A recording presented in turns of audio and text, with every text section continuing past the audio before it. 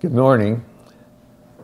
I'm going to talk about something that, for once, I'm an expert and have been living it, and that's all the costs of defensive medicine. And defensive medicine is just what all the costs that are develop because doctors are afraid of being sued, and it's a realistic fear, and they react defensively, and as a result, costs of all kinds, monetary costs, safety, efficacy, and just burnout are impossibly large. So let's just enumerate what these costs are. The only one that we can get an actual number on is the cost of medical insurance, which has gone up and is large. There are a lot of obstetricians who've had to close their doors because they're paying over $80,000 a year, and they just really can't keep it going. Then there are costs that of doctors simply being so anxious about being sued that they get one consultant or two consultants or whatever.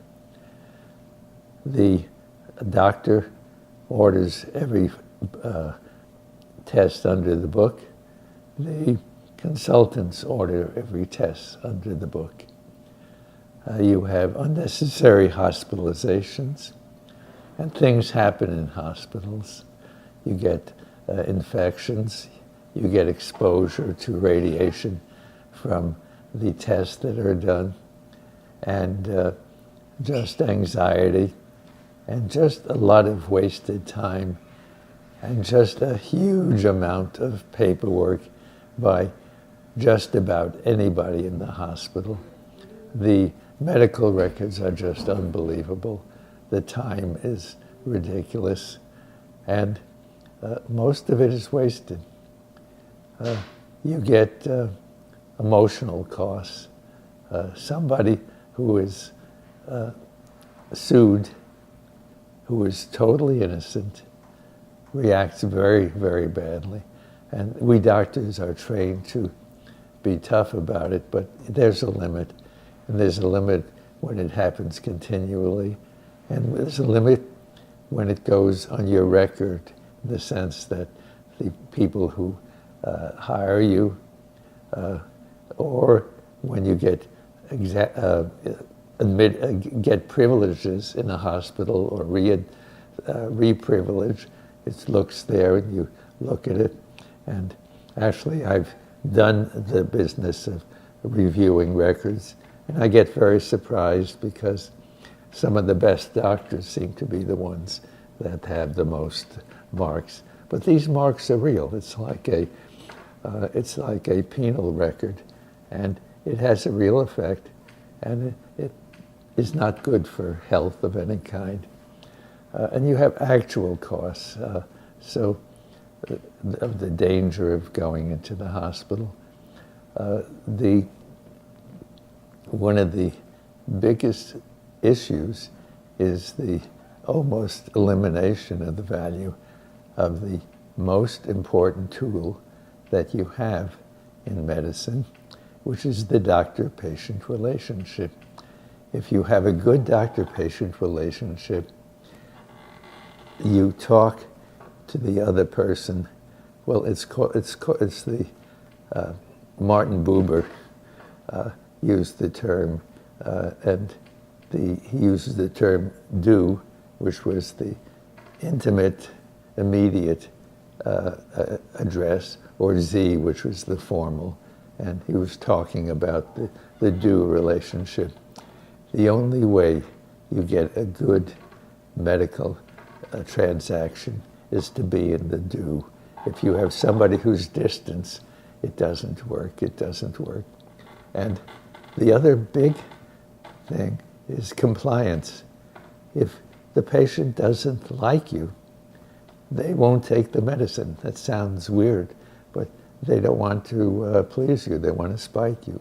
And you have untaken stuff that you're assuming the patient is taking, and you get misled, and it's all a mess. So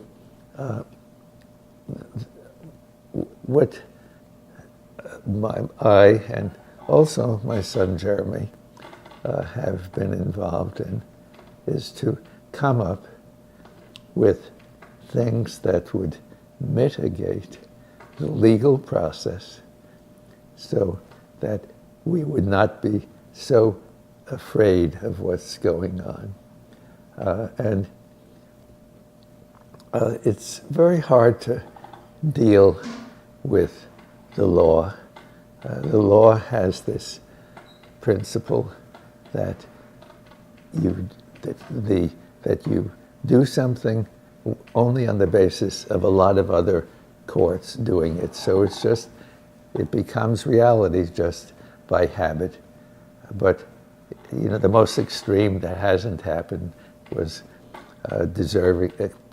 continuing the witch trials, which were if you had a lady and you thought she was a witch, you tied her up, put her in the water, and if she drowned, that meant that she was innocent. And that sounds ridiculous, but this is pretty much like what is going on. So we're having to fight this.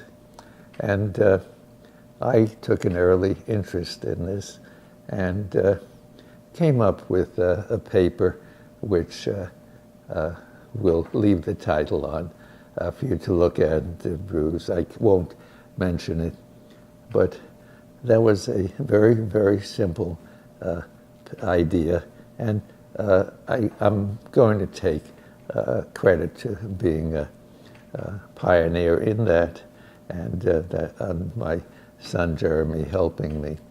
It involved the legal process, and I'll get into the details of that because I want to start fresh. I'd like you, if you are interested in this area, to really pay it a lot of respect. It's of great importance, and it's one in which we can actually do something in a very, very simple process. Very simple process, and one in which I've done a lot of, well, actually math work on it to demonstrate that doing that simple legal process would not only rescue a lot of the doctors from having false convictions, which is very devastating. And not only that, but that exercising it did not injure the plaintiff in any way. So it really is a win-win. I'll have to just assert that. I'll have to give you some bald statements, but they've been bought by 10 years of effort, and I am a biomath professor at UCLA, so they're real.